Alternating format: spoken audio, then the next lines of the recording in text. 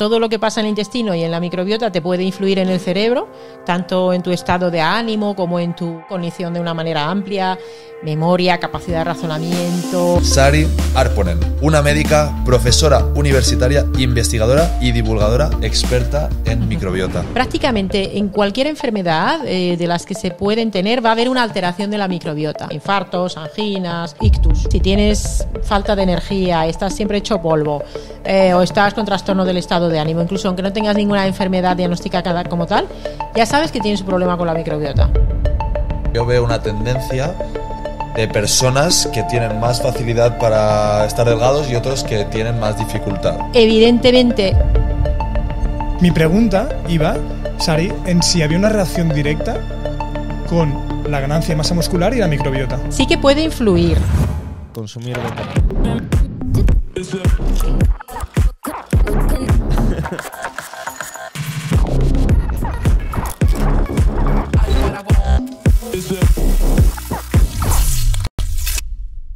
Moi a todo el mundo. Hoy os saludo en finlandés porque tenemos sentada enfrente nuestro a una invitada que es finlandesa. Habla español muy bien, no os preocupéis, no hace falta subtítulos. Adri, ¿cómo estás?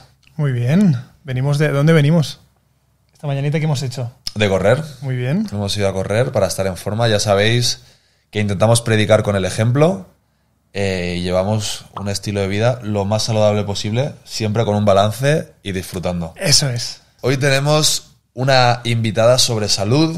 Vamos a hablar de la microbiota, que es un tema que a día de hoy es considerado el centro de la revolución biomédica o incluso se le llega a llamar el segundo cerebro. Hoy hemos contactado con la doctora Sari, a ver si digo bien lo que viene ahora, Marjana Arponen, una médica, profesora universitaria, investigadora y divulgadora experta en microbiota. Bienvenida. Muchas gracias. Encantada de estar aquí para hablar sobre microbiota y lo que surja. Sari, ¿cómo estás? ¿Todo bien? Pues mira, he llegado aquí y desde la abundancia he aparcado en la puerta. Toma. Que aquí no siempre es fácil, ¿verdad? Así que estupendamente. A mí me gusta divulgar sobre salud y hablar de estos temas y creo que estáis haciendo muy buen trabajo con vuestro podcast, así que fenomenal. Mil gracias. De Finlandia, Sari. Sí, soy de Finlandia, finlandesa de pura cepa, que se podría decir. Llevo en España mucho tiempo, también voy a Finlandia bastante, tengo familia allí. Esto que voy a decir mucha gente no lo sabe, soy traductora jurada de finés y español, de hecho. Vale. Aunque no me dedico a ello hace mucho, en mi época de estudiante sí que conseguía unos ingresos con eso. Y sí, Finlandia, me considero finlandesa, es decir, si juega Finlandia y España, por ejemplo, pues no sé, en un partido de fútbol, yo voy con Finlandia. Okay. ¿Y cuándo viniste aquí a España? ¿En qué momento? Pues no vine, me trajeron, ¿no? Porque tú puedes cambiar de tu sitio donde vives, pero cuando eres pequeño no te preguntan mucho, ¿no? Vale. Pero luego las cosas han ido bien, quiero decir que no pasa nada. Llegué a quinto de GB. Yo tengo una curiosidad. ¿Has dicho que eres traductora jurada? Sí. Pero supongo que habrás estudiado más cosas para ser a día de hoy una experta en microbiota. Me gustaría que me contaras un poquito cuál es tu formación. Sí, obviamente de traductora no podría traducir libros, pero no dedicarme a hablar sobre microbiota. Yo soy licenciada en Medicina y Cirugía, que es como era el título anteriormente, aunque nunca he operado nada. Okay. y espero no tener que hacerlo, vale. Salvo que sea en una isla desierta por supervivencia alguna vez, ¿sabes? Como en Perdidos en la serie aquella. Y luego tengo como 4 másteres, un doctorado en ciencias biomédicas y un montón de cursos, formaciones y demás, así de forma muy resumida, por no aburrir. Vale, no, está bien, ¿eh? No te preocupes que aquí no nos aburrimos, tenemos tiempo, podemos hablar con calma y me gusta que lo cuentas de forma humilde, ¿no? Tengo como 4 másteres, ¿sabes? No te voy a entrar en detalle, tengo un montón, muy guay. Me gustaría saber también ¿en qué momento te dio, porque estudiaste medicina y cirugía, creo que lo has llamado, que se llamaba en la época, ¿en qué momento te interesaste ya más por el tema de la microbiota? Dijiste, este es mi mundo. Pues realmente fue una evolución natural. No es que llegara desde la licenciatura, luego me especialicé en medicina interna, que la gente dice, ¿eso qué es? Pues eso es como el médico general, pero en el ambiente más hospitalario, ¿no? Y dentro de la medicina interna me dedicaba a las enfermedades infecciosas, Las enfermedades infecciosas es como el lado oscuro de los bichos, de los microorganismos, de la bacteria, de los virus. Total. Sobre todo hacia VIH, hepatitis, enfermedades de transmisión sexual, que, bueno, esa consulta era peculiar, ¿vale? Alguna también hacía consulta al viajero, ¿sabes? Cuando te vas de viaje, pues, a algún sitio exótico, que vas a que te den profilaxis para la malaria, te pones vacunas, pues también hacía de eso. Pero mira, yo veía que con las enfermedades infecciosas sí podía ayudar a los pacientes, porque tienes una neumonía, antibiótico, tratas la neumonía, o en el VIH con todo lo que evolucionaron los fármacos o la hepatitis C, verdaderamente conseguíamos ayudar a las personas. Pero en la medicina actual hay mucha patología crónica, o sea, personas que tienen síntomas o enfermedades muy derivadas también del estilo de vida, y no se puede ayudar prácticamente con la medicina farmacocentrista a esas personas. Y yo me empecé a interesar primero por la alimentación, por la nutrición. Dije, ostras, todo esto no nos lo han contado en la facultad. Y empecé a estudiar un poco esa parte, las dietas pues evolutivas, primero la paleo, el low carb, keto y tal, pero hace muchísimo tiempo, porque en Finlandia esto ya se estudiaba, o sea, yo lo veía en foros finlandeses, ¿vale? Y desde ahí llegué a la psiconeuroinmunología clínica, que no sé si la conocéis. Cada día hablamos de eso, ¿no? A ver, por la mano. O sea, Sí, a las 7 de la mañana. Que mientras corríamos, ha sido 40 minutos de hablar de justo esa palabra que acabas de decir, que no voy a repetir para no ser redundante. Bueno, pues dicho de manera abreviada, podemos decir PNI. Vale. Luego está la PNM, está la PNL, hay muchas... La PNE, ¿no? La PNE, bueno, seguro que hay algo por ahí, ¿no? Hay mucho pene por ahí, ¿no? Pero bueno, la PNI, la psiconeuroinmunología, al final es una forma de estudiar la salud, sobre todo, se pone mucho el foco en la salud, en cómo recuperar la salud y cómo luchar también contra las enfermedades, desde un enfoque muy evolutivo, de cómo hemos evolucionado, también del estilo de vida y qué podemos hacer con la nutrición, el ejercicio físico, suplementación, bueno, ahora también más cosas, grounding, la exposición al sol, los ritmos circadianos, cómo podemos prevenir desde luego enfermedades y también tratarlas. Y yo cuando aprendí esto dije, ostras, pues todo esto tampoco me lo contaron en la facultad, ¿no? Y ahí es donde entró la microbiota. La microbiota, que es pues todo ese conjunto de microorganismos que tenemos en el cuerpo en todas partes. Piensa que ha sido un camino de muchos años, no es que fuera algo de repente, ¿no? Hoy vamos a hablar sobre microbiota. Y es un tema que muchas veces cuando hablamos de nuestro intestino es como un tema tabú o un tema que nos avergüenza. Y al final es el órgano que nos mantiene vivos y que todo el mundo somos iguales por dentro. Y me gustaría saber exactamente, para situar un poquito a la gente, qué es la microbiota, porque actualmente se escucha muchísimo hablar de la microbiota, de los beneficios que tiene, de que es el segundo cerebro, pero poca gente sabe realmente qué es y dónde está la microbiota. La microbiota es eso, es el conjunto de microorganismos que tenemos en el cuerpo. Y cuando hablamos de microorganismos, todo el mundo lo primero que piensa es en bacterias. Y es verdad, las bacterias son la parte más conocida de la microbiota, pero también hay virus, y esto no todo el mundo lo sabe. Y muchos de esos virus no son virus nuestros, son virus de las bacterias.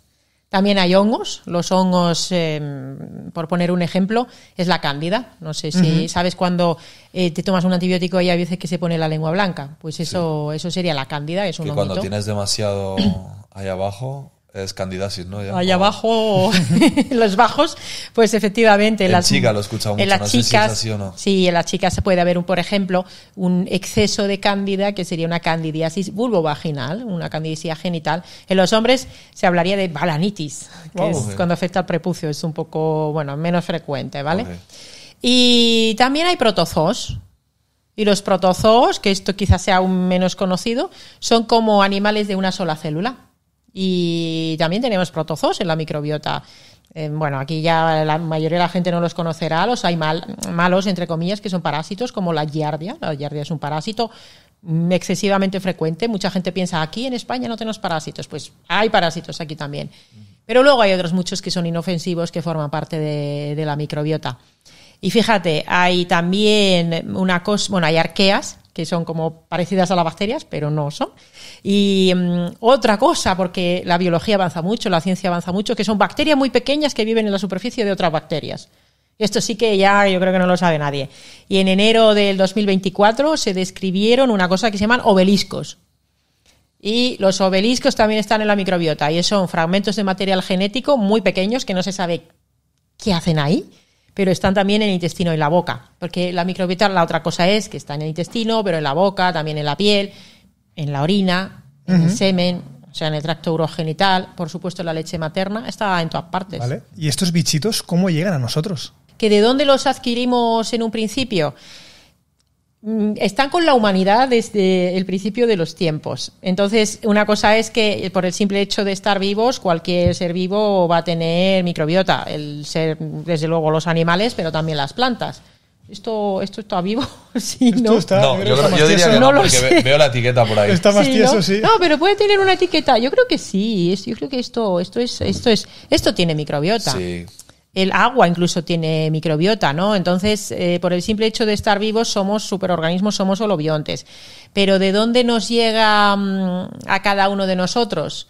De nuestra mamá, inicialmente, ¿vale? Y de hecho aquí hay duda. Todavía hay debate en la ciencia sobre si cogemos la microbiota de nuestra madre en el útero incluso, o si es en el momento de nacer. Y diré que hay argumentos en los dos sentidos. Y todavía no hay un consenso al 100% si es antes de nacer o en el momento del nacimiento. En cualquier caso, el momento del nacimiento es importante y luego recibir leche materna es la otra cosa importante. A partir de ahí, todos los contactos que tengas, si te vas por ahí de fiesta y te lías con alguien, pues... Vas cambiando tu microbiota.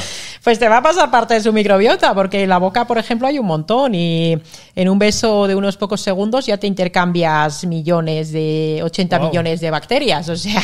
80 millones. A lo mejor, oye, aparte de preguntarle, dime tu Insta, le puedes decir, ¿has ido al dentista? ¿No? Dime tu microbiota a ver si me interesa, Sí, ¿no? sí, sí. A ver si me interesa lo que puedo coger por Sí, ahí. sí. Yo tengo una pregunta porque somos muy escépticos y nos gusta tener pensamiento crítico porque, bueno, hay muchos temas que están de moda, ¿no? Y la microbiota parece ser que es un tema al que se le está dando mucha importancia en los últimos años y en países como Finlandia, que están un poquito más avanzados en estos temas, o Estados Unidos, yo diría que ya lleva mucho tiempo instaurado, que hay muchos doctores que son expertos, que mucha gente se la mira para tenerla bien.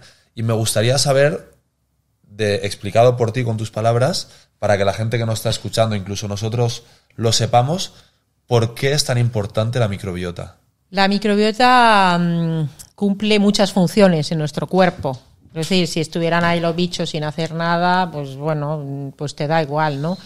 Pero la microbiota, los microorganismos de la microbiota, piensa que nosotros en cada una de nuestras células tenemos 22.000 genes. Cada gen, bueno, puede dar lugar a varias proteínas, pero bueno, da lugar a proteínas.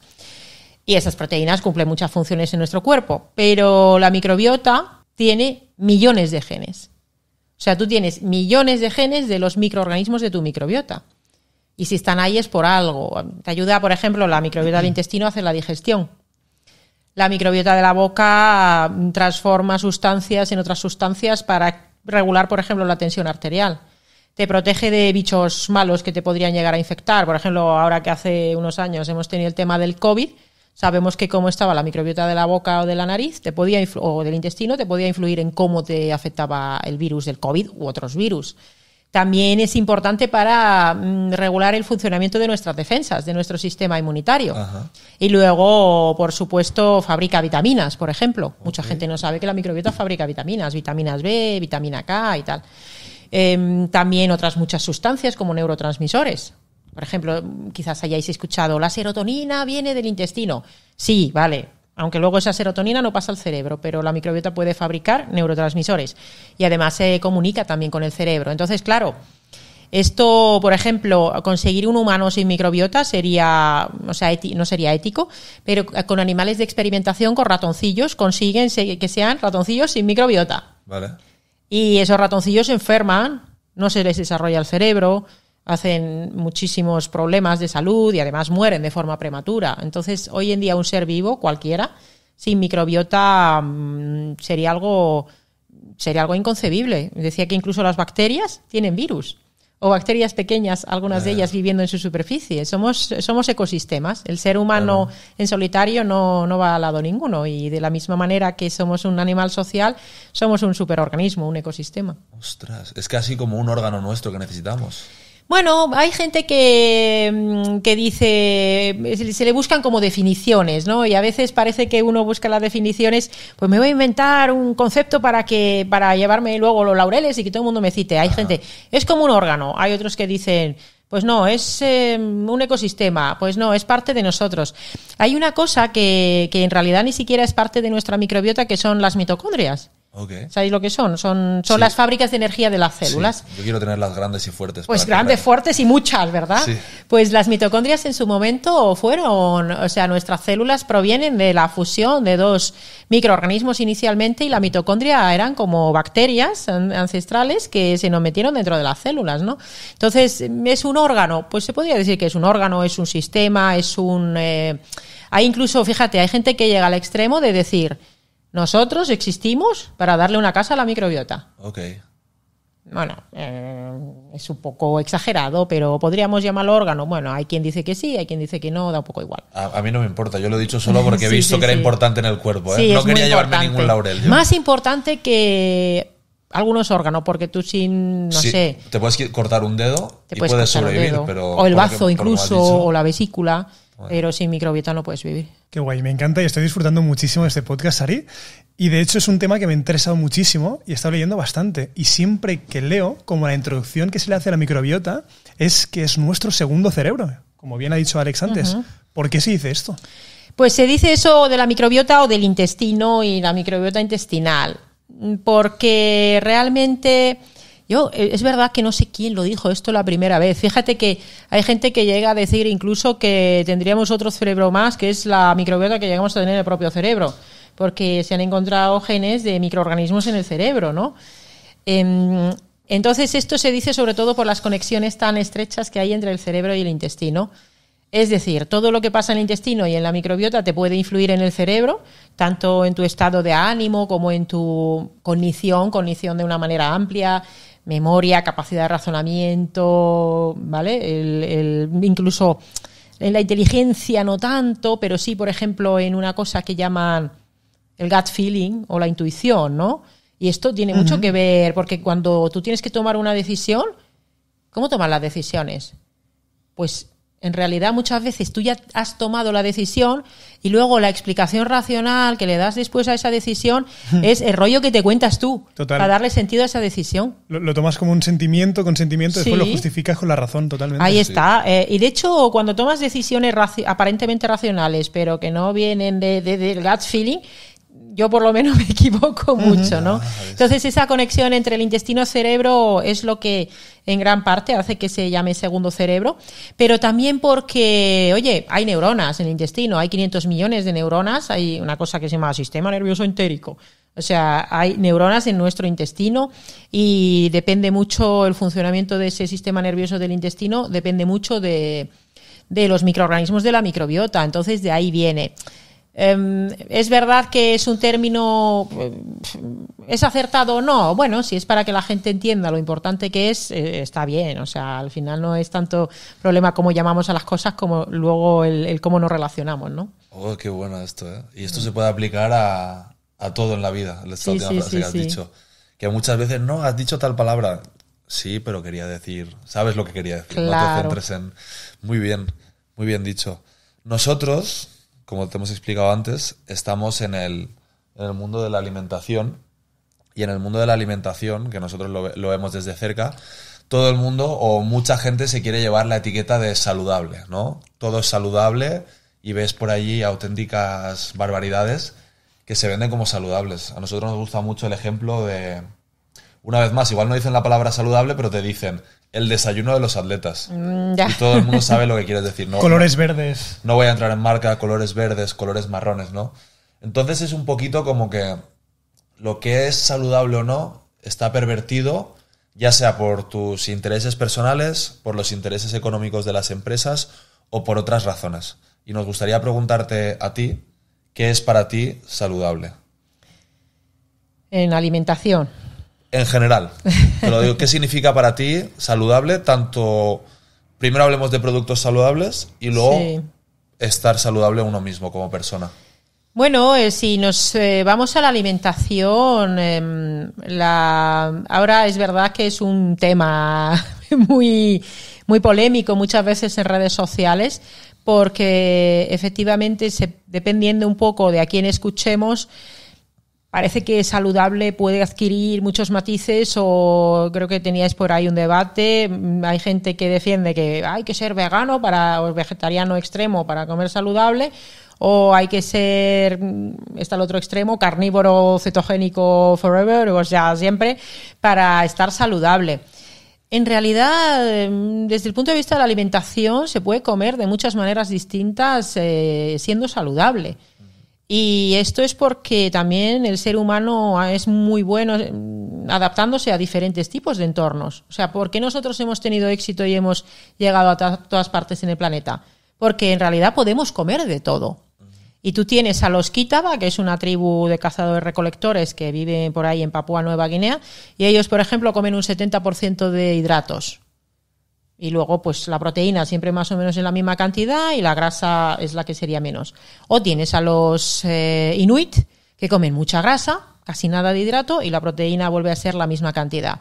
Y en su entorno pueden estar perfectamente saludables. ¿Qué nos pasa a nosotros en nuestras sociedades industrializadas, ricas, ultramodernas? Que muchas veces se comen alimentos que no tienen demasiado que ver ni con lo que esperan tus genes o con lo que te correspondería por entorno. Claro, ¿qué es lo que le corresponde a España, que es un país grande, que tiene diferentes gastronomías? Se habla mucho de dieta mediterránea, pero oye, en Galicia, por ejemplo, se habla de la dieta atlántica. ¿Y qué es? Pues es comer comida de verdad, más o menos de proximidad y de temporada, y sobre todo evitar los ultraprocesados al final. ¿Qué pasa? Que en ese deseo de comer extremadamente saludable, también yo veo muchas veces que hay gente que lleva la alimentación saludable al extremo de la obsesión. De tanta obsesión que tienen por la alimentación saludable que pierden la flexibilidad, que les llega a generar ansiedad o angustia el, oye, pues ahora me voy de, yo qué sé, siempre pongo el ejemplo de la boda del primo, ¿no? Pues oye, me fui a la boda de mi primo y me comí todo lo que me pusieron, me tomé el postre y todo lo que había, ¿no?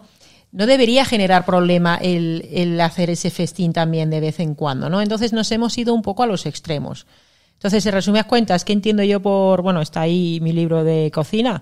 Yo por alimentación saludable entiendo comer comida, mayormente cocinarla, y que eso sea el 80-90%, 95% de tu alimentación, y cuando te apetezca comerte algo, pues hoy me voy a comer algo que es muy, muy palatable, o sea, que tiene mucho sabor, que tiene mucha caloría y mucha energía, me va a sentar súper bien porque me lo como desde el amor y me apetece. Porque estoy en un contexto social o en un contexto de entrenamiento incluso que me lo puedo permitir, ¿no? Entonces ya no existe una dieta única, saludable, y al final puedes ir variando la forma de alimentarte de manera saludable a lo largo de tu vida. Yo he pasado por muchas fases. En cuanto a etiquetas y lo que como a día de hoy, pues, no sé no se ajusta a una etiqueta concreta y tengo una forma muy concreta de comer, ¿no? O sea, me he ido mogollón por las ramas. No, me gusta. Pero es porque es un matiz. Y fíjate, la gente que se obsesiona con la alimentación muchas veces tienen otras patas del taburete de la salud u otros eslabones de la cadena de la salud mal. Vosotros habéis dicho, hemos ido a correr. Sí. Hoy en día, la gente que se quiere cuidar muchas veces deja de lado el ejercicio físico, que también es importante para la microbiota, ¿no? O como dices, muchas veces no estás súper enfocado, que quieres comer sano, estás obsesionado, se te olvida quedar con amigos, que también es una pata muy importante de la salud, ¿no? Estar con tus amigos, tener un círculo de amistad saludable. ¿Por qué no puedes ir a comer fuera? Porque es que lamentablemente, por eso he hablado de balance al principio del podcast, porque es que creo que es súper importante. Sí. O tu salud mental, ¿no? Una obsesión puede ser muy difícil para tu salud mental, porque quieras que no, para ser extremadamente saludable a día de hoy, te separas mucho de la normalidad. Y cuando te separas mucho de la normalidad es más difícil a veces, o desde mi punto de vista, puede llegar a ser difícil tener buena salud mental, porque eres un espécimen raro en esta sociedad. Sí, bueno, ahí hay una parte que es la tribu, como comentas, los amigos y la tribu. Muy bien. Al final, ahí la salvación, entre comillas, está en buscarte una tribu de gente rara, que es, por ejemplo, lo que tengo yo. O sea, yo tengo una tribu de gente muy afín. Hay sitios donde vas a comer y dices, ostras, es que de esto no me... Decíamos los aeropuertos antes, offline, ¿no? Hay sitios donde digo, prefiero ayunar, o sea, de esto no quiero comer. Y no pasa nada, porque estamos hechos para ayunar, el ser humano. No te va a pasar nada. Y yo entre comer algo que directamente no sé que no me va a sentar bien, o que, es más, ni lo voy a disfrutar ni me va a gustar, prefiero esperarme. Y luego, bueno, cada vez va habiendo iniciativas de alguna cadena, de algún restaurante así como más healthy, ¿no? Más saludable, que también se puede hacer. Y luego te vas he estado hace unos días en Galicia, hemos hecho la Gladiator Race en equipo y tal, y bueno, fuimos a comer a un sitio donde había los furanchos estos de Galicia, ¿no? Pues tienes tu pulpo, tu pisto con huevo, carnaza y patatas fritas y ensalada. Y si comes de esa manera realmente todos los días, tampoco... Y luego un postre, pues te lo tomas o no te lo tomas, o no te lo comes entero, o lo compartes. Y es una forma de comer saludable. Lo que pasa es que, claro, no es eso lo que predomina en la mayoría de la población, ¿no? Totalmente. Yo ya me refería a un extremo que si eres súper obsesivo, sí, tendrías que comer tu tupper y no habría forma de haber ido a ese restaurante. Pero hay gente que lo o hace. al otro restaurante sí, saludable, que entonces ya sí. ahí se te faltarían otras patas totalmente. Totalmente. La gente que no voy a quedar porque... Otra cosa es que tengas enfermedad, que tengas patología. Sí. Lo que pasa es que una patología... Estoy pensando ahora en una persona que participó en una entrevista que me hicieron y que se lo hicieron a ella, que tenía SIBO. Llevaba 2 años con la dieta para el SIBO y ahí el SIBO no está bien manejado. No tiene sentido estar 2 años teniendo que hacer esa dieta, ¿no? Después hablaremos un poquito del SIBO también, porque tenemos unos cuantos amigos. Volviendo un poco a la microbiota, Sari, me gustaría, para tomar un poco más de conciencia, que nos dijeras, por favor, qué podríamos tener, qué enfermedades podríamos tener, qué nos podría pasar si no tuviéramos una buena salud intestinal, si nuestra microbiota no estuviera bien. Mira, Hipócrates, que es considerado el padre de la medicina moderna hace más de 2400 años, médico griego, que muchos lo citamos, sus aforismos, decía que todas las enfermedades empiezan en el intestino. Entonces, cuando hay un problema de la microbiota intestinal o de la oral, que en realidad el intestino empieza en la boca, sabemos que ese desequilibrio está participando con otros factores en la génesis de las enfermedades.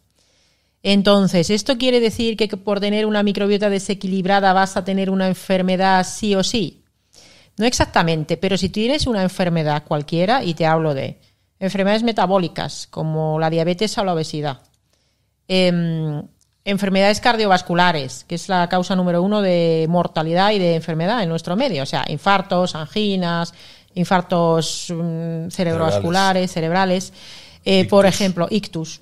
Las alergias, que la mitad de la población tiene alguna alergia. Sí.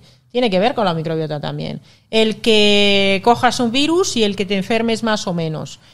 Que tengas, que se te acabe apareciendo o teniendo una predisposición a un cáncer colorectal, por ejemplo, el estado de la microbiota puede influir en que ese cáncer sea más o menos agresivo, que responda más o menos a la quimioterapia, por ejemplo. Por supuesto, la caries y la periodontitis son enfermedades directamente de la microbiota. Y luego todo lo que sea de la cosa intestinal, la celiaquía, la enfermedad inflamatoria intestinal. Y luego todo tipo de trastornos. Tener una migraña, por ejemplo, o tener Parkinson, esclerosis múltiple autoinmune. Prácticamente en cualquier enfermedad de las que se pueden tener va a haber una alteración de la microbiota. Eso, de hecho, si me dices, ¿es posible tener una microbiota normal si tienes una enfermedad? Yo te diría que no, porque la propia enfermedad te trastorna la microbiota. Pero ¿esto quiere decir que porque tengas una alteración de la microbiota vas a hacer una enfermedad de estas sí o sí? No quiere decir eso tampoco. Pero al final son cosas que se van acumulando. Entonces, si tú tienes una predisposición genética, que alguna enfermedad la tendrás, con un estilo de vida que te daña a tus propias células y a tu microbiota, una falta de micronutrientes, que es muy común, déficit de vitamina D, déficit de zinc, déficit de magnesio, por mencionar de las más frecuentes. Y todo eso persiste a lo largo de, bueno, y por supuesto los factores que dañan a la microbiota nos dañan a nosotros. Estrés crónico, trastorno de los ritmos circadianos, sedentarismo, todo eso hace que al cabo de años y décadas, al final en un momento determinado aparezca la enfermedad. ¿La enfermedad se gesta el día que haces el primer síntoma? No.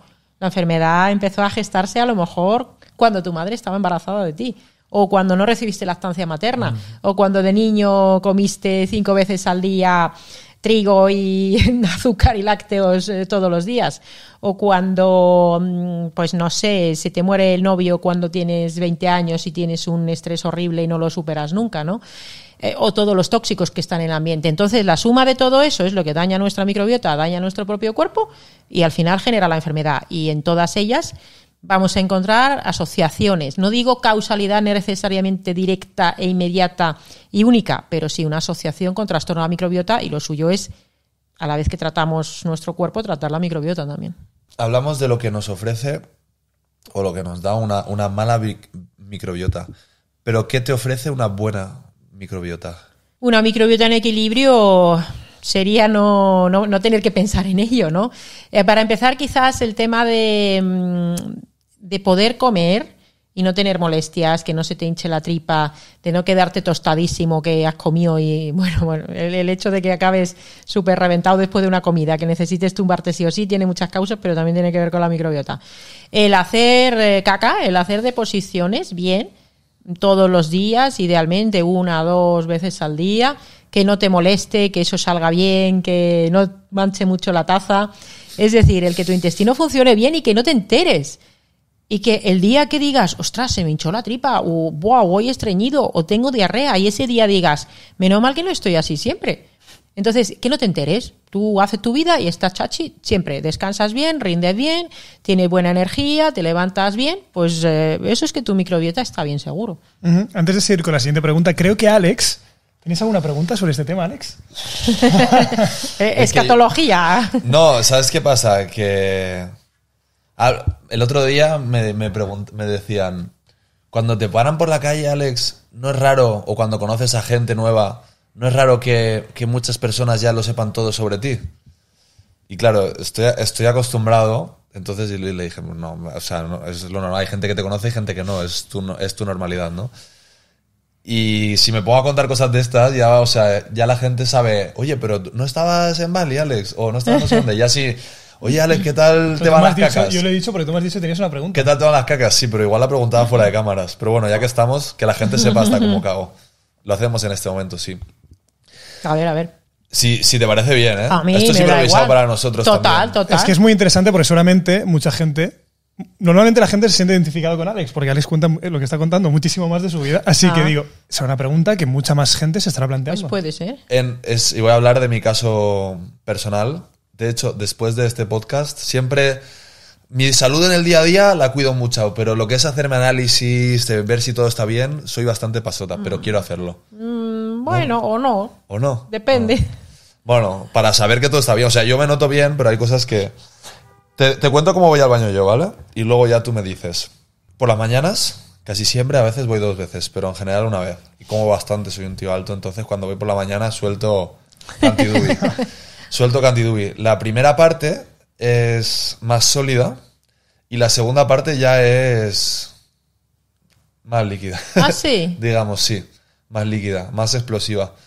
Y a veces, eso ya... Hago la primera parte, me acabo de despertar y aún no sale todo de golpe. Entonces hago la primera parte, me doy un paseo ahí por el baño y luego ya hago la segunda parte. Porque como hay cantidad... Y sí, la segunda parte es más líquida y a veces cuando miro, me pasa que por ejemplo, cosas tipo frutos secos y así, veo los trocitos. Ajá. No los digiero. O digeriré solo una parte y yo veo los trocitos después. Y me pasa con alguna verdura, trozos de pimiento... Y con setas también me ha pasado de ver ahí los trozos de setas y de pimientos y digo, no sé cómo sigo vivo si me digiero la mitad de las cosas. Y ya está, eso sería. Bueno, Así. eso es relativamente, pasa a bastante gente, ¿eh? Realmente hacer deposiciones que sean líquidas o semilíquidas no es normal. Habría que ver qué cosa entra ahí en juego. Una de las cosas en las que primero habría que fijarse es... Perdón, y ¿Sí? para acabar. Y esto es cuando como, digamos, más legumbres, más verduras, como cosas con mucha Claro. agua son de y mucha fibra, son de este tipo. Si, por ejemplo, es algo más normal, como tofu, arroz, pocas verduras, cosas más secas, digamos, ¿sabes? Más normales o más procesados, entonces sí que sale sólido y todo normal. Es cuando hay mucha fibra, suele ser normal. Mucha fibra y mucho agua. Bueno, una de las cuestiones primeras sería ver cómo masticas. Vale. Y como si comes con tranquilidad o si comes con más prisa o si tienes más estrés. La masticación es la primera parte de la digestión. Y para absorber bien y para digerir bien, la verdad es que la mayoría de la gente no masticamos lo suficiente. Entonces, yo te preguntaría, ¿masticas 30 veces cada bocado? Yo creo que la masticación no es ideal. O sea, no es muy salvaje, pero soy más de comer un poco bestia y sin masticar muchísimo. Claro, es que... No es extremo, pero sí que me faltaría Es que un poco piensa de- que si tú tienes trozos sin digerir, que eso le pasa a mucha gente, aunque el estómago y el intestino, bueno, y las secreciones que tenemos, enzimas pancreáticas, bueno, el ácido en el estómago hacen una gran labor, oye, cuanto más se lo facilites masticando bien, mejor. Entonces, esta es una cosa que además nos cuesta a todos, ¿eh? Porque al final, sobre todo si estás comiendo... Bueno, una cosa que no sé si, no digo que sea tu caso, pero para las personas que nos estén escuchando o viendo, comer viendo la tele o viendo las redes sociales o viendo el móvil con cualquier otra cosa, incluso trabajando, es lo peor. Porque no te estás centrando en lo que comes y desde luego no se está masticando. De esto que a veces te pones a ver algo y has acabado de comer, dices, ostras, ya he acabado, pues si no me he enterado. Totalmente. Claro, entonces la primera cosa sería, o sea, comer con gente bien, porque puedes charlar y tal, cuando habla uno, pues come el otro, así, ¿no? Pero la primera cosa sería comer con la calma, es decir, uno se sienta ahí, incluso hay esta cosa que llaman mindful eating, es decir, prestar atención a lo que comes. Y entonces mirar la comida, ver los colores, olerla, llevarla el bocado, bueno, o lo que sea, el cacho a la boca, saborearla y hacer el ejercicio consciente de masticarla hasta 30 veces. Hombre, es una sopa, ¿no? Pero bueno, estamos hablando de que tampoco nos vamos a alimentar todo el rato a base de sopas porque es muy importante masticar cosas duras también para la boca, los dientes, la mandíbula, ¿no? Entonces, masticar y prestar atención a la masticación. Es más, yo he visto gente comiendo, que si os fijáis, coméis con gente... No, es que yo como muy rápido porque no sé qué. Hay gente que tiene todavía comida en la boca y ya está llevando el tenedor o la cuchara a la boca otra vez. Dices, vamos a ver, si no te has terminado de tragar lo de antes y estás metiendo más. Entonces, la primera cosa, en tu caso, sería que prestaras atención a la masticación. Es más, mucha gente comería menos si prestara atención, que no es tu problema, tú estás bien, estás fit, haces deporte, pero hay mucha gente que no es su caso y comen de más porque no prestan atención a lo que comen. Entonces, punto número 1 para que no haya restos es masticar a conciencia. Eso es así. Y es posible que solo con eso quizás se te solucionará un poco. Que a mayores pueda haber alguna cosa de la microbiota que puedas digerir un poco mejor. Bueno, vivimos en un estilo de vida moderno que nos daña la microbiota. Si es solo eso, yo te diría que empezaras a masticar y si después de eso sigue ese problema, pues a lo mejor hay que mirar algo más a fondo. Yo sobre que decías de hacer pruebas, análisis y tal... mucha gente, o sea, si uno se encuentra bien, eso es lo principal. Y se dan las dos vertientes. Hay gente que se encuentra muy bien y se hace pruebas y se encuentra cosas de las pruebas y dices, pues yo estaba bien. Pues a ver, lo importante es estar bien. Por supuesto, Sí. hay cosas que en la prueba lo podemos ver. Pero luego hay gente que está muy mal, se encuentra fatal, no tiene energía, están hecho polvo, el intestino está mal. Le hacen 4 pruebas y le dice el médico, pues tus pruebas están bien, así que no te pasa nada, está en tu cabeza. Ninguna de las dos cosas tiene sentido. Las pruebas son complementarias. Hay que mirar a una persona, hacerle una historia clínica. Piensa que yo, para enterarme bien de esto que te pasa, te haría una historia clínica que podría tirarme 1 hora preguntándote cosas. Claro. Para apurar más. Entonces, Sí, no sí, lo voy a sí. hacer ahora. Te digo, empezamos por la masticación y ya me contactarás, me dirás, oye, pues esto, o te diré, vete con fulanito o menganita. Vale. Entonces, a veces hay que hacer pruebas, sí, pero primero hay que hacer una historia clínica. Ahora se hacen hay gente que se hace pruebas de microbiota o análisis o de genómicos sin haber pasado por un profesional sanitario actualizado. Ya. Oye, yo estoy a favor del libre mercado y que cada persona pueda hacerse lo que le dé la gana.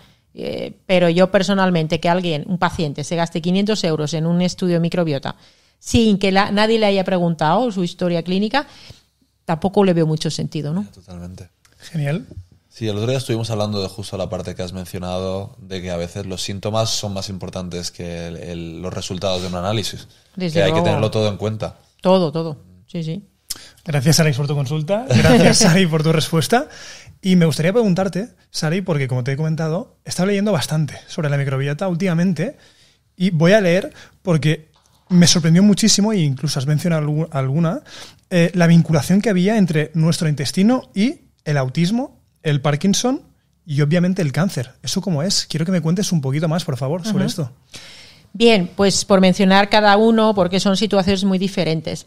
En los trastornos de neurodesarrollo, como los trastornos del espectro autista, que no son enfermedades, sino que es una forma particular en la que se ha desarrollado ese cerebro, la microbiota puede influir en parte en cómo realmente se produce ese cableado cerebral en una fase crítica del inicio de la infancia, pero luego sobre todo tiene su importancia en las manifestaciones que va a tener, hablamos de niños fundamentalmente, adultos también, qué manifestaciones van a tener esos niños, porque un niño con un trastorno del espectro autista pues puede tener a veces alteraciones de la conducta o estar más encerrado en sí mismo o tener síntomas digestivos.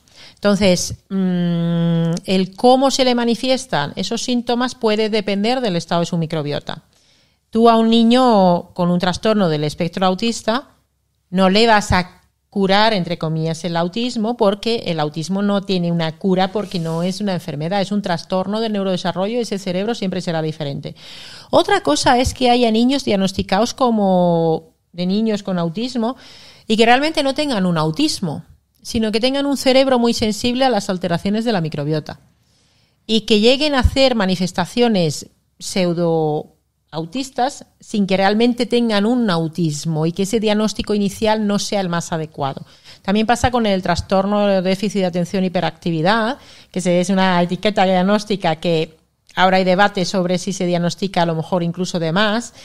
Y claro, hay que pensar que los factores nutricionales, por ejemplo, o del movimiento en un niño impactan mucho. Entonces, si tú a un niño inquieto lo metes en un cole 6 horas sentado y tiene déficit de vitamina D y come ultraprocesados todo el día, pues a lo mejor se puede llevar uno de estos diagnósticos sin que lo sea. Entonces, un buen diagnóstico siempre es importante porque hay que tratar a cualquier persona con todo, con la alimentación incluida y la micronutrición, ¿no? Y no solo con fármacos.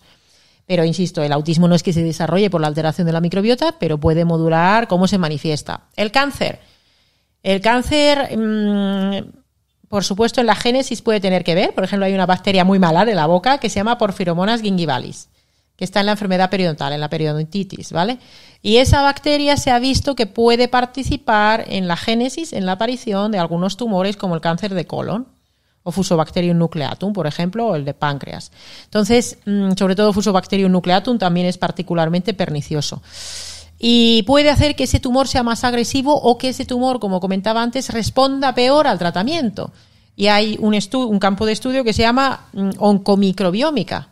Y es que tú estudias cómo está el microbioma de una persona para optimizar su microbioma y así que responda más al tratamiento. Por ejemplo, no sé si os suena la inmunoterapia, Sí. que son fármacos muy novedosos y muy esperanzadores en el cáncer.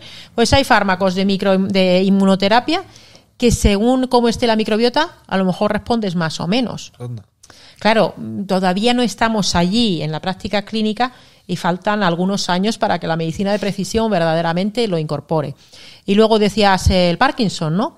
Pues fíjate, el Parkinson, que es una enfermedad que realmente empieza a gestarse como 30 años antes de los primeros síntomas neurológicos, que es como, dicen que en la facultad siempre decían que es como un temblor, como si estuviera moviendo monedas en la mano. Bueno, ya cada vez llevamos menos moneda, pero así, ¿no? Pero antes de que eso pase, a lo mejor esa persona lleva 30 años estreñida.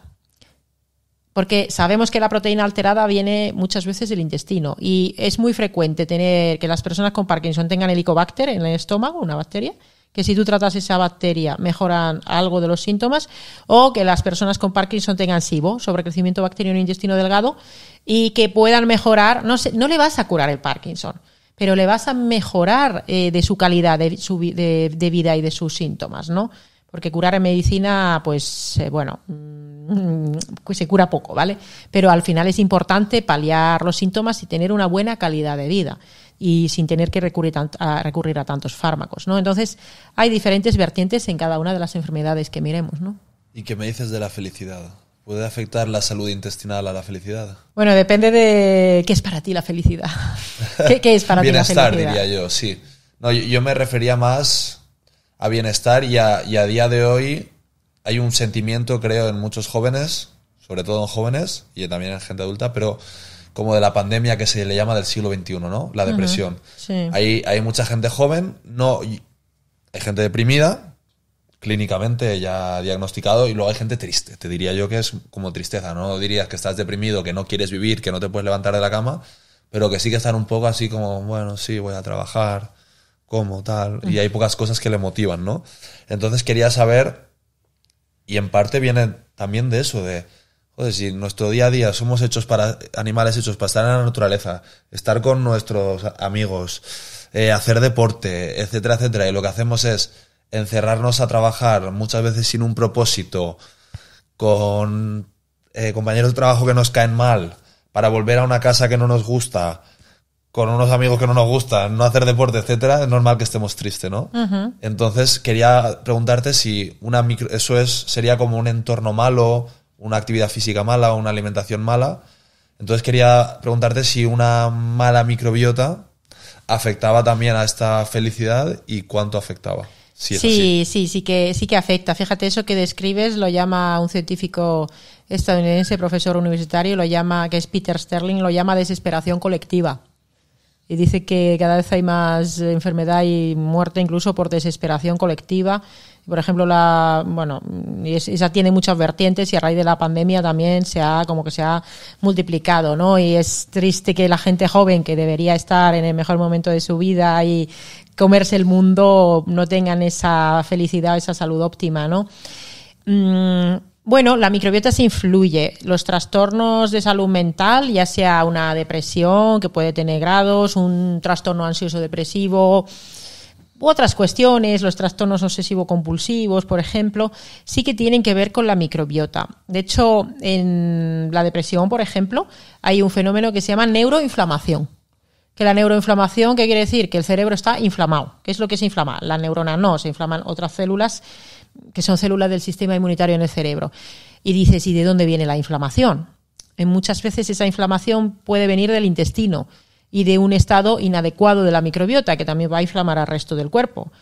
¿Qué pasa? Que si describimos una persona, vamos a decir que vive en una ciudad, que está expuesto a muchos tóxicos de la vida moderna, y aquí me refiero tanto a la contaminación atmosférica o del agua como microplásticos, disruptores endocrinos, aditivos de ultraprocesados, comer azúcar, a cascoporro, aceites vegetales hidrogenados, y luego todo lo que no comes, que es la verdura, ¿verdad?, con sus polifenoles, o de la fruta, o el omega 3. Y aparte a eso le sumas el que mucha gente tiene un problema grave en su circuito de recompensa. Es decir, sus recompensas tienen que ver con el ocio digital mantenido y continuo, y con estar adictos a las redes sociales y no tener relaciones reales, ¿no? Relaciones con personas, que a lo mejor te relacionas con cientos de personas por tus redes o por WhatsApp o Telegram o lo que sea, pero luego nunca te das un abrazo con nadie. Eso es malo para tu microbiota y esa microbiota te puede contribuir a la neuroinflamación, pero todo eso obviamente también te impacta a nivel cerebral. Pero es que el impacto que tú tienes de eso a nivel cerebral también va a hacer que el cerebro señalice a la microbiota. Entonces entras en un círculo vicioso donde realmente cuando yo tengo delante una persona y me dice, pues me encuentro mal y estoy hecho polvo y no tengo energía, estoy deprimido y hago mal caca, y digo, ¿cuánto tiempo llevas así? Pues no sé, 5 años. ¿Cómo empezó todo? Pues no sé cómo empezó todo, no me importa. Lo que sé es cuál es la solución a eso. Entonces, ¿la microbiota influye ahí? Sí. De hecho, hay unos probióticos que se llaman psicobióticos, que esto lo describieron Ted Dinnan y John Ryan en la Universidad de Cork. Tienen un libro que se llama La Revolución Psicobiótica. Sabemos que hay probióticos que pueden específicamente ayudar a mejorar los síntomas de la depresión y de la ansiedad en personas que tienen depresión y ansiedad. Pero yo nunca trataría a nadie con depresión y ansiedad solo con probióticos. Yeah. Igual que nunca lo trataría solo con fármacos, que es lo que hace la medicina farmacocentrista. Totalmente. Porque si estás con un estilo de vida que te enferma, el fármaco te tapará el síntoma, o no, porque funcionan bastante regular estos fármacos, pero no vas a encontrarle el ikigai, el propósito a tu vida, ni te van a mejorar las relaciones sociales, ¿no? La salud es algo con 360 grados. Sí, Hay que hacer un approach holístico, creo que es la palabra, ¿no? Cuando vas desde todas las ramas. Sí, fíjate, yo codirijo, tengo la gran suerte de codirigir, no sé si conocéis Nirakara. Nirakara es una cátedra de neurociencias y mindfulness en la Universidad Complutense de Madrid. Y codirige una formación con el director, que es Gustavo Diex, que se llama Medicina del Estilo de Vida aplicada a Salud Mental. ¿Y sobre qué hablamos? Sobre nutrición, sobre respiración, ejercicio físico, sobre filosofía, por ejemplo, incluso habla Marcos Vázquez sobre filosofía estoica, sobre los tóxicos, sobre la microbiota, incluso artes marciales. O sea, es la medicina del estilo de vida 360 grados. Cuando hace falta el fármaco, que habrá veces que haga falta en una presión mayor, no digo que no, bien, pero si no vas a la causa raíz de todo lo que has descrito tú, no conseguirás solucionar esa desesperación colectiva que nos afecta a tanta gente. Eso es, y es que muchas veces la medicina se centra en curar y no en buscar la raíz. Bueno, curar, en tapar. En tapar, exactamente. Sí. En tapar y no en buscar realmente qué es lo que te está provocando aquello. Y muy relacionado con esto, Sari, actualmente vivimos en una sociedad muy superficial, donde prima mucho la imagen exterior. Y por lo tanto, nos preocupamos mucho de cómo tenemos la piel, de cuidarnos la piel, de cuidarnos el pelo. En resumen, de cómo nos vemos hacia el exterior, pero muy poco a cómo nos sentimos interiormente. Y me gustaría preguntarte, ¿cómo está la microbiota de los humanos de día de hoy? En nuestra sociedad la microbiota está en la ruina, o sea, en nuestra sociedad, ¿vale? Porque piensa que estamos expuestos a muchos factores que nos dañan la microbiota, todos, pues el sedentarismo, el no comer una alimentación prebiótica, antiinflamatoria, esos tóxicos, esas alteraciones de los ritmos circadianos, muchos fármacos dañan a la microbiota, no solo los antibióticos, el tener mala salud oral, el no ir al dentista. Y mucha gente no va al dentista porque no tiene dinero para ir al dentista. Aunque la mala salud oral tiene que ver también con el estrés y el comer mal y el tomar azúcar, ¿no? En exceso, sobre todo.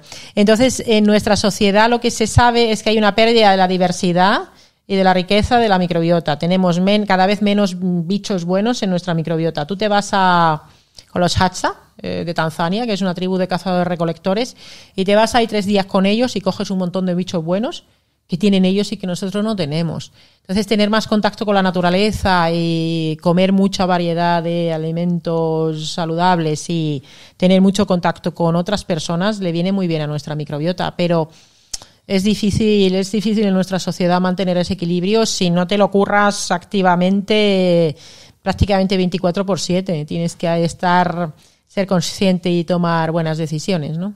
Luego vamos a hablar de soluciones, porque creo que es algo que va a ser muy interesante, que le dediquemos un rato a soluciones. ¿Qué porcentaje dirías, siguiendo con la pregunta de Adri, a qué porcentaje dirías que está nuestra microbiota, siendo 100% ideal y 0% los ratones sin microbiota? Ostras, qué difícil, porque pienso en personas porque claro, para que una persona podamos decir que su microbiota está óptima, tendría que tener una salud óptima. Y tú empiezas a rascar un poco y a preguntarle a la gente ¿qué tal? ¿Cómo estás de salud? Y casi todo el mundo tiene algún síntoma, alguna cosa, aunque sea falta de energía, aunque sea no hacer bien las deposiciones, incluso gente que aparentemente se cuida, ¿no? Es que es difícil. Fíjate, ahí hicimos una charla con Olay Otero, que estuvo por aquí también, y con Antonio Valenzuela en Valladolid creo que fue hace un par de años, y había 200 personas en el auditorio, y yo pregunté, ¿quién de aquí considera que tiene una salud óptima de estar bien al 100%? Y 2 personas levantaron la mano, y una era una niña de 9 años. Dices, pues sí, vale que había un sesgo, iban a una charla sobre salud, pero ponte que un 5 o 10% de la población esté, o no sé si llega, perfecta. Y yo creo que no llega. Porque si tienes una alergia, o tienes dolor crónico, o tienes falta de energía, o no tienes bien la tripa, o tienes un problema de salud oral, ya no estás bien. Ya para estar súper bien tienes que ser atleta. Y ya si eres atleta, ya puede ser que esté medio atleta, quiero decirte que ya... O sea, pero no mí, de élite, que no sea de élite. No de élite, pero te quiero decir, yo para sentirme bien tengo que poder correr rápido, tengo que poder saltar alto, si no ya hay cosas que flojean, surfear, nadar, lo que sea. Pero claro, cuando ya eres muy buen atleta ya te duele algo porque estás entrenando demasiado, entonces es difícil. ¿Y te mojarías en un porcentaje aproximado? Un aproximado, por curiosidad mía, ¿sabes? Por saber si tú me dices, estamos a un 20, que es casi la ¿Como población? Sí, como población más o menos, o estamos a un 60 o un 70, un más o menos. A ver, ¿sabes qué pasa? Que a veces me resulta difícil de estimar porque yo vivo en una burbuja. Ya. En una burbuja de gente que se cuida mucho. Pero también mucha de esa gente se cuida mucho porque vienen de haber estado muy mal. Pero tú ves la población general y las tasas de enfermedades que hay, piensa que dice, no, pero si morimos más tarde que nunca, hasta los 80, 85 años... llega la gente, sí, pero a partir de los 40 la salud ya se empieza a resentir y cada vez más gente empieza con problemas de salud más jóvenes. Si solo dijéramos que el 50% de la población tiene alergias, pues eso ya sabes que no están bien. Entonces, yo no... Es que depende de cómo definamos la salud. Entonces, si dijéramos una salud óptima, la salud óptima al 100% la tiene un pequeño porcentaje, y yo diría que es menos del 10 o del 5% de la población. Y ya lo siento, ¿eh? No. Pero no pasa nada. Yo me refería a por saber yo, ¿sabes? En plan, ahora, en este entorno en el que estamos viviendo, sin que sea... O sea, no quiero que sea mojarte, porque te estoy preguntando un montón y no estás... O sea, digamos, ¿tú crees que mi microbiota, no mi salud en general, mi microbiota de poder estar a ideal si pasara un montón de tiempo en la naturaleza, comieras sano, sí, tal... pues la puedes tener perfecta. Tendría perfecto, pero en general en la población...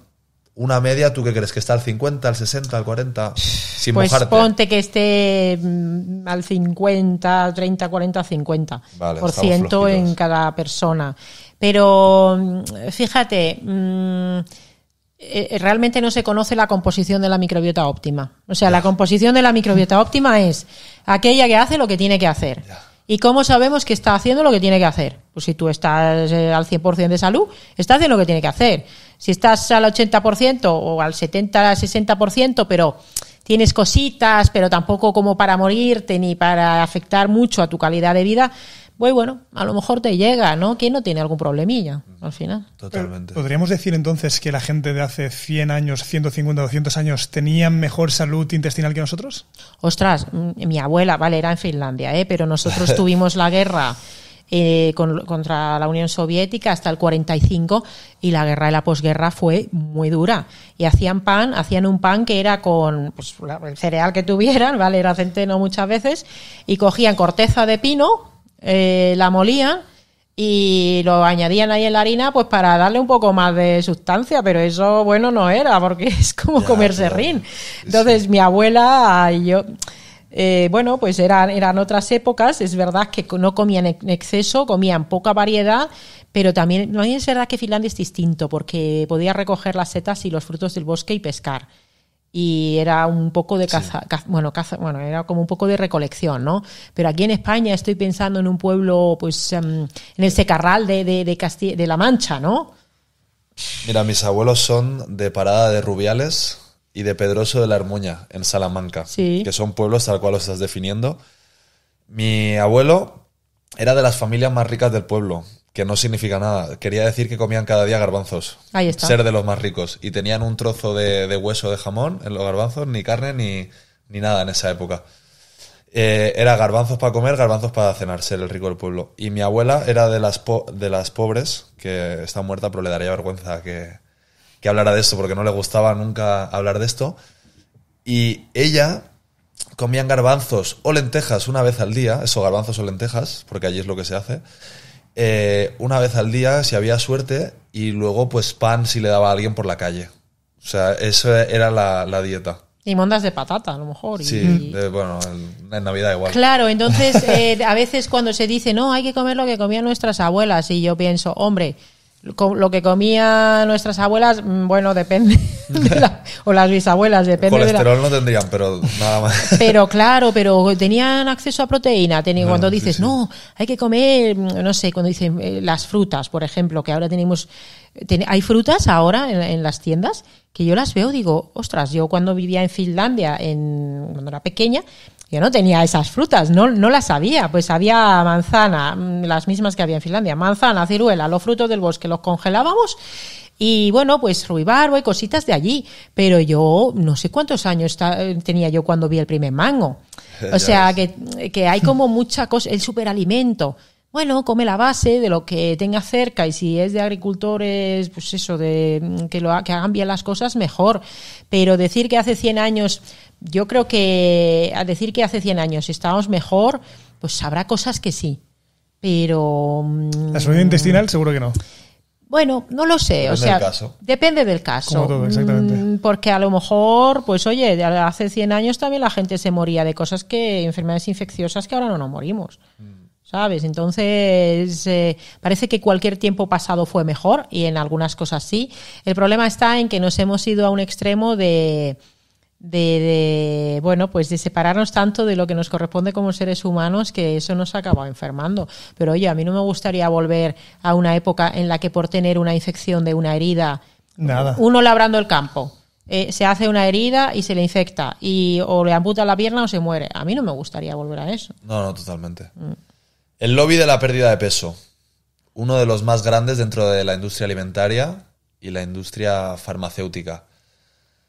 Cuando mis abuelos eran jóvenes no había sobrepeso, pero a día de hoy hay sobrepeso, y sí que es verdad que yo veo una tendencia de personas que tienen más facilidad para estar delgados y otros que tienen más dificultad. Uh-huh. ¿A qué se debe esto y si puede tener un papel la salud intestinal en todo esto? Porque, voy a decirte más, mi caca flota. Bueno, y si no tengo entendido mal, puede ser que tenga que ver con que igual yo digiero menos las grasas que otras personas, no lo sé. Pues eso y el hecho de que yo tengo facilidad para estar delgado. Si te flota puede ser por varias cosas, que haya un exceso de gas, que no digieras del todo bien, que haya alguna cosita de páncreas, bueno, que no lo digeras todo por el tema de la masticación, pueden ser por varias cuestiones, o que puede ser que haya grasa, efectivamente.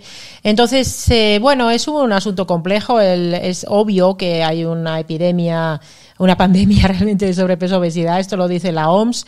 Y a mí me parece que es importante enfocarlo desde el punto de vista de la salud, que siempre es desde donde los profesionales sanitarios lo enfocamos, y no de la estética, Totalmente.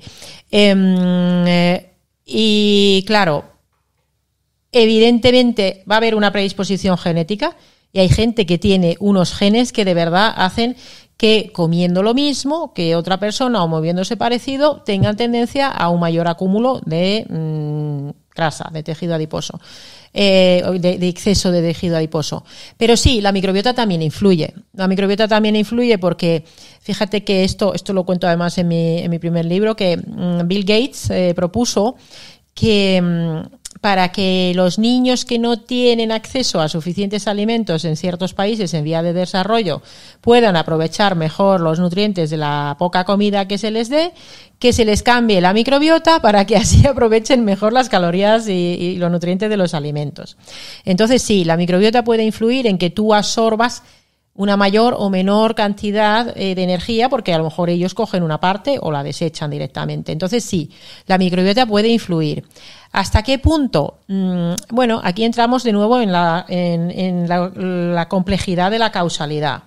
Si una persona come saludable y hace ejercicio y se cuida sus ritmos circadianos y tiene una microbiota saludable, ¿cuánto es porque tiene la microbiota saludable y cuánto es por el impacto sobre su propio cuerpo? Si da igual, si luego las soluciones al final van a ser las mismas. Pero sí, la microbiota se está estudiando y de hecho hay microorganismos específicos que se están investigando. Una bacteria concreta, por ejemplo, Akkermansia mucinifila, que ya se ha empezado a vender, que esa Akkermansia puede permitir disminuir cantidad de grasa en el cuerpo, porque no nos interesa tanto perder, lo que más nos interesa es ganar músculo, aparte de perder grasa, y lo del peso podríamos verlo como algo secundario, ¿no? O la Hafnia albei, hay una cepa, es otra bacteria, hay combinaciones de cepas que dando 3 juntas en un estudio, por ejemplo, se vio que las personas haciendo la misma dieta, tomando esos 3 probióticos durante 10 semanas, pues las personas que tomaron el probiótico perdieron 15 kilos de media y las personas que no lo tomaron haciendo exactamente la misma dieta perdieron 10 kilos de media. O sea, con el probiótico, cambiando la microbiota. Entonces sí que influye. Pero al final me parecería, y aquí por supuesto entra en juego la industria, en este caso farmacéutica o la de la suplementación con probióticos. Decir que alguien va a conseguir solucionar sus problemas metabólicos, porque uno puede estar delgado y tener exceso de grasa en el cuerpo. Estos son los fofisanos, o TOFI se llama en inglés, thin outside, fat inside, ¿no? Se puede tener un exceso de tejido adiposo en el cuerpo y estar delgado desde fuera. Claro, eso dura unos años porque luego ya no teniendo músculo llega un momento en el que ya eso tampoco se mantiene, ¿no? Entonces, no me parecería buena práctica clínica enfocar el exceso de tejido adiposo solo con un probiótico o solo con pues un fármaco, que esto sí que se está haciendo con el tema del fármaco, que es absolutamente nefasto, ¿no? Es muy interesante lo que ha dicho. Espera, que voy a contar una cosa. Lo que ha dicho de el factor genético, de que hay gente que acumula más tejido adiposo. Hay una adaptación genética también que lo que hace es que si tus antepasados de epigenética... Bueno, está la genética y luego la expresión genética. Eso es, tú ya me corregirás. Si tus antepasados han pasado hambre, sí, habrá una adaptación genética tuya que hará que tú tengas este factor de acumular más grasa porque tu genética entiende que vas a estar en el mismo ambiente que ellos y por si acaso hará que con poca comida puedas acumular ser más eficiente y tener más tejido adiposo.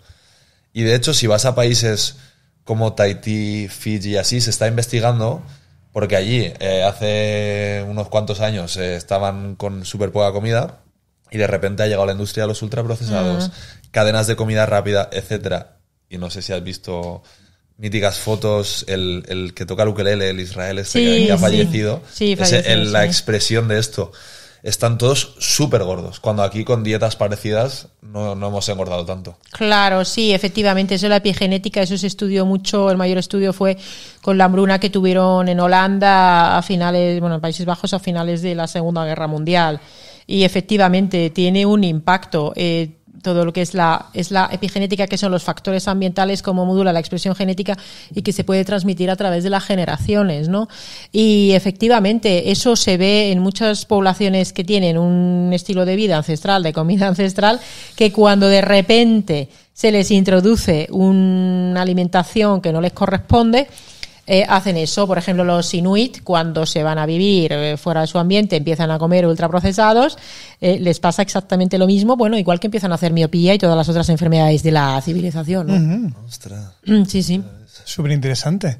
De hecho, estamos hablando ahora de la relación entre la microbiota y la pérdida de peso, pero me gustaría preguntarte también, porque te hemos dicho que con Alex salimos a correr, pero también durante la semana vamos al gimnasio, porque claro, estamos en veranito y nos gusta o intentamos estar un poquito de buen Aquí ver. Siempre, no solo en verano, para el verano. Sí, intentamos. No, lo hacemos siempre. Lo que pasa que en verano es una motivación extra. Se intensifica un poquito más. Es una motivación extra. Cuerpo playa, ¿no? También, eso es. Pero también tiene un sentido genético, a ver, que estamos hablando, reproductivo. Es para, ¿sabes? Como el pavo real saca así las plumas. Sí. Estamos trabajando nuestras plumas. Total. Es, para el verano. Que estén brillantes y de buenos colores. Mi pregunta iba, Sari, en si había una relación directa con la ganancia de masa muscular y la microbiota. ¿Puede ser? Sí que puede influir, pero es verdad que esto se ha investigado menos. Los estudios que hay en general en deporte o en ejercicio físico con la microbiota, fíjate, se han hecho estudios sobre si el tipo de ejercicio físico que hagas se corresponde a patrones concretos de microbiota. Y sí que parece que, obviamente, que alguien que, por ejemplo, hace maratón, bueno, o corre ultras, por ejemplo, va a tener un tipo de microbiota, y alguien que hace un ejercicio físico más tipo calistenia o halterofilia puede tener otro tipo de microbiota diferente. Y bueno, pues deportes más mixtos, por ejemplo, artes marciales, otro. Pero ahí parece que más tiene que ver más con cómo es el estilo de vida de ese deportista, que además tendrá una alimentación adaptada a su tipo de deporte, que puede influir en su microbiota, que el que la microbiota le influya tantísimo en su desarrollo como deportista, que obviamente puede influir. Pero no hay tampoco, sí que la microbiota, hay una cosa que se llama eje intestino-músculo, y es que lo que pasa en el músculo influye en la microbiota y lo que pasa en la microbiota influye en el músculo. Pero es verdad que las personas que, bueno, cuando se habla de los somatotipos, que si eres endomorfo, ectomorfo, mesomorfo, esto, o sea, que la gente tenga más tendencia, más facilidad de estar musculado o de estar muy delgado, que le cuesta la vida coger músculo, muchas veces tiene más que ver con factores metabólicos propios muy, muy genéticos. Pero es verdad que la microbiota también puede influir. Pero que podamos influir sobre el grado de desarrollo muscular que tú llegues a conseguir a través de la microbiota, lo veo muy difícil, y hay que hacer más investigaciones, y probablemente esté más relacionado con otros factores como, pues eso, la alimentación, la suplementación, el tipo de entrenamiento. Como decía, no sé si lo dijo Usain Bolt, bueno, esto lo han dicho varios, si quieres ganar los 100 metros lisos en los Juegos Olímpicos, elige muy bien a tus padres. Claro, luego entrena bien, pero si ese que tiene buenos genes para muscularse o para hacer un 100 metros, cometería un error si se dedicara a hacer maratón. Podrá hacer un maratón, pero nunca estará en el top. Entonces, esto yo que ahora llevo entrenando de manera más intensiva desde hace bastantes meses, un día le dije a mi entrenador personal, a Víctor Tellez, le dije, me he dado cuenta de que si alguien me atacara por la calle, probablemente me iría mejor si me defendiera peleándome que si salgo corriendo. Y claro, no todos estamos hechos igual, pero tiene más que ver muchas veces con factores, insisto, genéticos nuestros, que con la microbiota, que lo veo bastante más complicado que lleguemos hasta el punto de optimizar la microbiota desde ese punto de vista. Bueno, se conseguirá, pero pasarán años. Yo creo que ha llegado el momento de hablar de soluciones para tener una buena microbiota, salud óptima. Creo que tienes mucho que aportar aquí, y es importante, nos gusta, cuando hablamos de algo, no solo hablar de los problemas, sino también de las soluciones para que la gente pueda aprender. Primero de todo, a nivel de microbiota y de individuos, ¿cómo podríamos hacer para saber si nosotros tenemos una microbiota saludable o no? A ver, yo personalmente no soy demasiado fan de hacernos los estudios de microbiota en análisis, salvo que te lo mande un profesional. Y si lo hiciéramos, empezaríamos por la boca. Porque si tú tienes mal la boca y empiezas mirando el intestino, te estás quedando cojo, porque la microbiota de la boca pasa al intestino. Entonces, puede ser que el primer paso fuera ir al dentista. Dices, pero ¿y eso? Porque es que a lo mejor tienes una gingivitis. A partir de los 40 años, sobre todo, es súper frecuente gingivitis y periodontitis. Lo primero quizás sea ir a un dentista actualizado. Segundo, si tienes problemas a la hora de hacer deposiciones, es decir, si hay estreñimiento, si hay tendencia a que sea líquido, si flotan las heces, eso ya es una indicación de que hay un problema en la microbiota. Y por supuesto, si cuando comes, sobre todo la fruta y la verdura, ¿no?, y se te hincha la barriga y te duele, eso también es una señal de problema en la microbiota. Y ya cualquier síntoma prácticamente, si tienes falta de energía, estás siempre hecho polvo, o estás con trastorno del estado de ánimo, incluso aunque no tengas ninguna enfermedad diagnosticada como tal, ya sabes que tienes un problema con la microbiota. ¿Hace falta hacer ahí un análisis? Bueno, yo diría que las soluciones que vamos a aportar las puedes empezar a introducir, pero si ya el problema es, estás muy mal, tienes muchos síntomas, muy mala calidad de vida, sería ir con un profesional actualizado. Claro, ¿quién es el profesional actualizado? Pues para hacer un diagnóstico, porque por ejemplo la celiaquía es muy frecuente, que es una enfermedad autoinmune relacionada con el gluten, pues eso te lo tiene que hacer el diagnóstico un médico, y el 85% de los celíacos no saben que lo son, ¿no? Entonces lo primero sería un buen diagnóstico de situación con un profesional actualizado, y a partir de ahí empezar a trabajar. Si dices, bueno, pues no estoy bien del todo, pero tampoco me veo tan mal, pues podrías empezar a hacer pues todo lo que podemos comentar, ¿no? De soluciones. ¿Dónde encontramos un profesional actualizado? Tú eres uno de ellos. Bueno, no lo sé, quiero decir, yo intento mantenerme actualizada. Piensa que en microbiota hay 200.000 artículos publicados, no hace falta leérselos todos para saber sobre microbiota, pero lo primero es ir a un profesional que te mire a los ojos, que sepa cómo te llamas y que te haga una historia completa, y eso incluye preguntarte qué comes, cómo te sienta lo que comes, cómo duermes, si haces ejercicio, a qué te dedicas, si vas a la naturaleza. Bueno, pues hacerte una historia clínica completa y también preguntarte todos tus síntomas. Y luego ya, si eso, hacerte unos análisis. Vale. Eso sería un profesional actualizado. ¿Quién? Pues uno que se esté formando, y uno que, para mí es importante esto también, que ese profesional incluso pueda decirte alguna vez, pues no lo sé. Ya. O no lo sé, me lo tengo que mirar, ¿no? Y que a ese profesional le puedas decir qué puedo hacer yo para estar mejor, y que no sea simplemente que te dé un fármaco, ¿no? Para mí eso sería pues un profesional actualizado, porque los hay muchos, ¿eh? En resumen, y para ir concluyendo, Sari, me gustaría hacer como el menú perfecto de un día, ¿vale? Desayuno, comida, merienda y cena, para que nuestra microbiota esté súper feliz y contenta. El día ideal para nuestra microbiota. Pero eso son muchas comidas, ¿eh? Vale, pues empezamos por aquí. Bueno, a ver... Y ya no solo comidas, porque hemos visto que hay otras cosas. Sí. Exactamente. A ver, si en realidad es relativamente fácil. Si hablamos de adultos, vamos a dejar a los niños a un lado que están creciendo. Un adulto sano o no sano, aunque tenga algún problema, pero que tampoco sea excesivamente chungo, comer 1, 2 o 3 veces al día. ¿1? 2 o 3. Vale. Una, muy pocos. Vale. Hay algún perfil muy concreto de hombres que son muy frikis de la longevidad y que comen 1 vez al día. David Sinclair. 1 o 2, ¿vale? 3. Hay mucha gente que le va bien comer 3 veces, pero que el ayuno nocturno sea de 12-13 horas. Entonces ya buscas y ves cuál es tu forma óptima. Yo personalmente como 2 veces al día. Muy pocas veces 3. Ya depende de la persona. Fuera de eso, ¿qué comes? Pues yo sí considero, y la ciencia está de acuerdo en que tú pones la verdura en la base, la verdura en mucha variedad en la base, cocinada de diferentes maneras y también cruda, y sobre eso añades, estando donde estamos, aceite de oliva, frutos secos, fruta, las setas son muy interesantes y las puedes comprar deshidratadas. Y luego, ya dependiendo de que seas o no vegetariano, añadimos más o menos legumbres, huevos de gallinas felices, y en el entorno en que estamos, la dieta pesco-mediterránea, que si comes proteína de origen animal, o sea, si comes animales en sí, porque el huevo pues también podemos entrar en el debate, bichos del mar. Y si comes carne, mamíferos o pollo, ave y tal, que sea de producción no intensiva. No necesitamos en general comer carne. O sea, si tú comes carne todos los días, pero no eres un fenotipo cazador, pues no, es que no tiene tampoco mucho sentido, ¿no? Entonces, para la mayoría de la gente esto le va bien. Que luego hay gente que puede comer con más grasa y hacer un más low carb, keto, y hay gente que necesita comer más hidratos, meter más tubérculo, cereal o pseudocereal porque hace una actividad física. A mí me gusta mucho profe Claudio Nieto, tiene un podcast que dice, los hidratos te los tienes que ganar, entre comillas. ¿Qué quiere decir?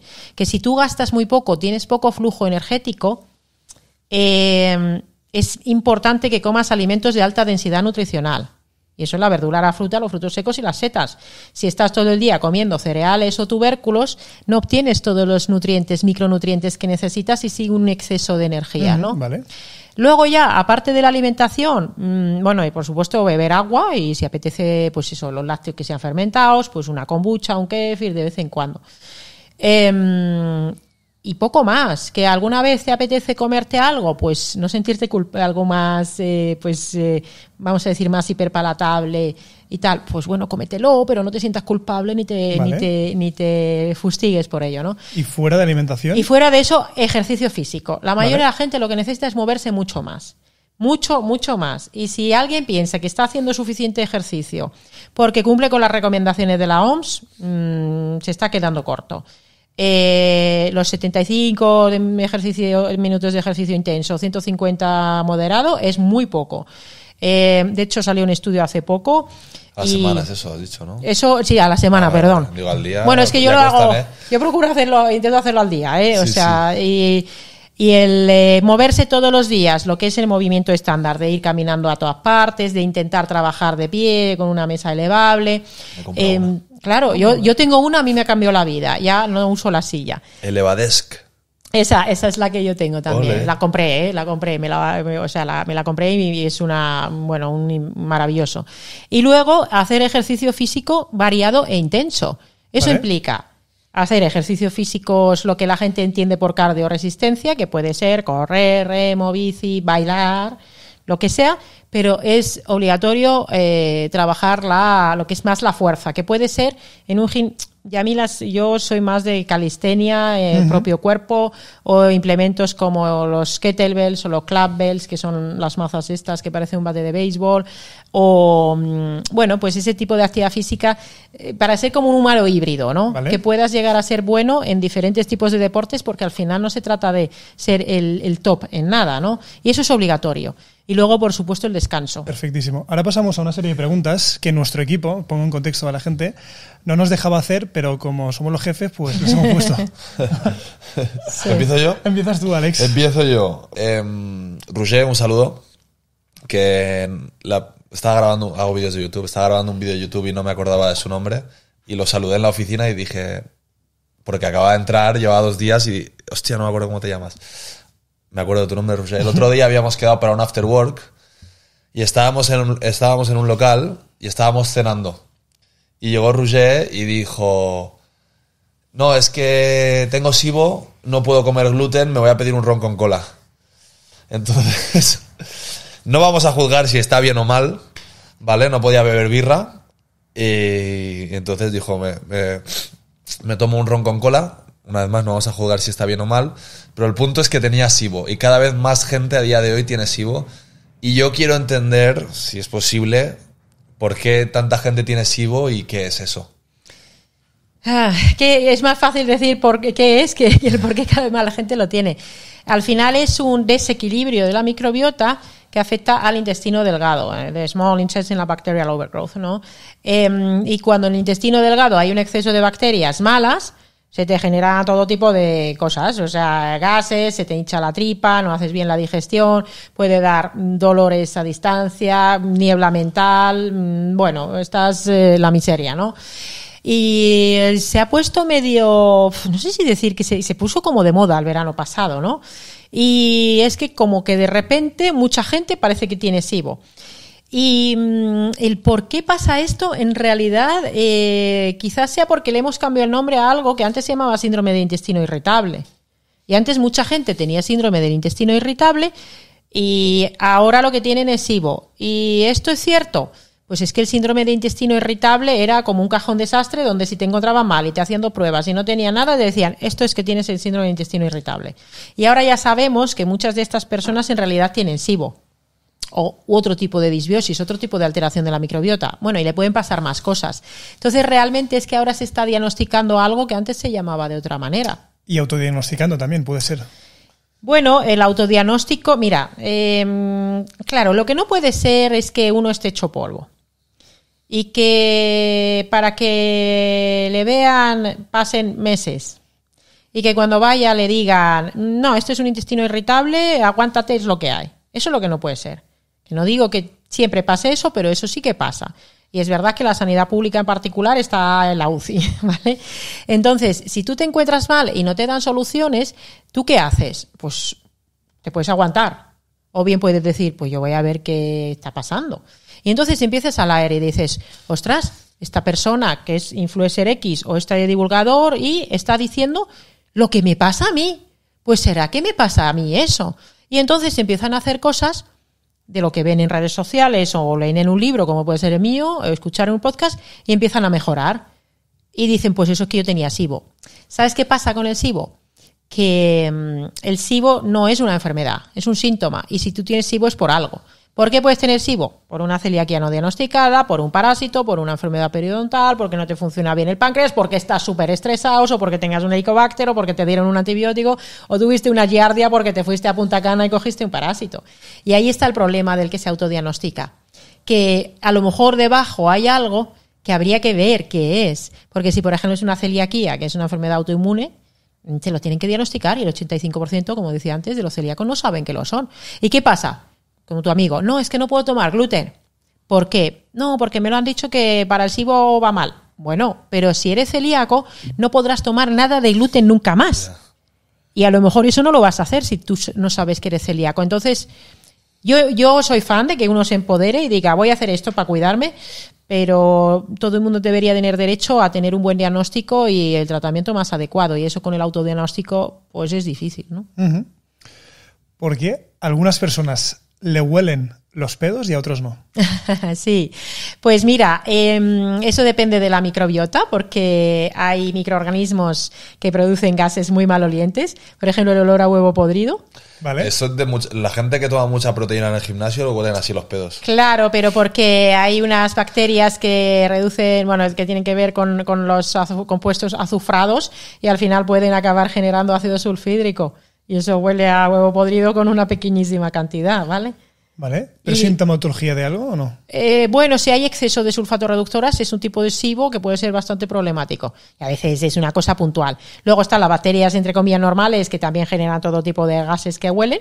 Y luego están las arqueas, que producen metano. La gente que dice, pues me hincho mucho, pero no me duele. Y me tiro muchos pedetes, pero no me huelen. Esos son arqueas. Y el metano es que no huele a nada. Entonces, eso no va a oler. ¿Y hay alguna otra nota olfativa que podemos identificar a simple olida? Sí, pasa mucho que huele a pies, a camembert. Sí, eso es una bacteria. ¿Has abierto el camembert? Sí, sí. Camembert has dejado en la nevera 2 semanas y ya está. Hay algunas bacterias de la piel que pueden emitir un olor particular y el olor a queso muy fuerte de los pies es por cómo están las bacterias. Y luego, mira, hay gente que tiene un olfato especialmente fino que pueden llegar a oler, decir, esta persona va a tener... Había una señora que diagnosticaba Parkinson por el olor de la gente con Parkinson. Y bueno, los perros, por supuesto. Los perros sí que pueden diagnosticar hasta enfermedades por el olfato, por cosas de la microbiota. Pero el ser humano estamos tan desconectados que sería difícil. Antes de acabar siempre hacemos esta pregunta, Sari, porque nos sacamos reflexiones muy buenas. Y la pregunta es, ¿cuál es el mejor consejo que te han dado nunca? Pues qué difícil, el mejor consejo. Conócete a ti mismo. Oráculo de Delfos, bueno, luego se nos lo han atribuido a mucha otra gente, ¿no? Conócete a ti mismo, diría, sí. Que al final es importante en todos los ámbitos, tanto físico, corporal, emocional, espiritual, incluso intelectual, conocer tus puntos fuertes, puntos débiles, qué te va bien, qué te va mal, cómo reaccionas en diferentes situaciones. Si no te conoces a ti mismo, pues te puede ir mucho peor, ¿no? Muy de acuerdo. Ok, pues ahora sí. Dicho esto, hacemos 5 preguntas picantes al final. Y para ahí que vamos. Creo que Sari ya lo sabe. ¿Lo sabes, no, Sari? Bueno, he visto algo, pero he visto que eran así muy variaditas, así que nada, sin miedo. Eso es. Preguntas picantes. ¡Vamos! Yes. Sari, vamos a ello. Y la primera pregunta es, ¿cuál es el restaurante que sea conocido popularmente que más crees que afecta a la salud? Restaurantes popularmente conocidos, pues hombre, yo considero que las cadenas de hamburgueserías de comida rápida, cualquiera de las dos famosas, ¿no?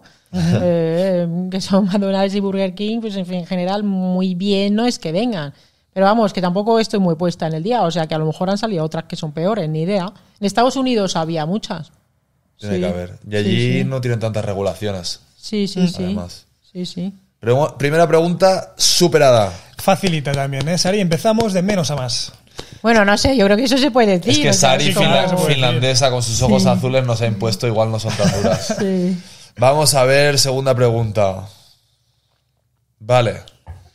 Producto alimentario que más daña la microbiota y eliminarías de los supermercados. Que eliminaría de los supermercados. Madre mía, es que producto que pudiera ser... Mira, el azúcar. Ok. Azúcar libre.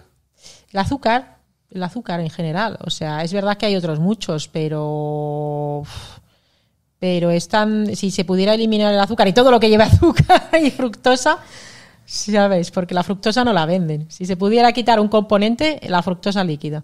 Ok. Sí. Perfecto, siguiente pregunta. Y ahora la cosa se pone más picante, más sabrosona, ¿vale? ¿Con qué famoso, Sari, harías un kiki o te gustaría hacer un kiki? Un famoso.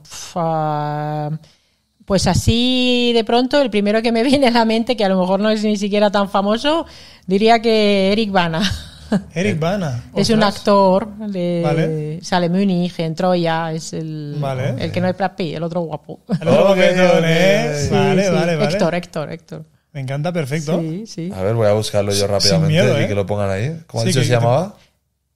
Eric Bana. Eric. Eric Bana Bana, y te con- ponemos una con B. foto. Le ponemos una Bueno, foto. es Vamos a que- ver lo tuyo de quién habla. Hombre, Bueno, yo digo en la película, a lo mejor Sí. está muy mayor y lo no, cambiaría. tiene buen gusto, tiene buen gusto. No sé si ya está muy mayor Vaya o... tierrón, ¿eh, Sari? Yo digo de Héctor, cuando Mira como aquí, sale de Héctor. Aquí sale de Héctor, sí. Hombre, ¿se lo enseñamos a Sari? Eric Bana- aquí dices Mira qué tú, ¿no? tierno. En Eric esta Bana foto. de Héctor, Hombre, de Héctor. claro que sí. Pero sí que es verdad que estaba más mayor, pero sigue siendo un folleti.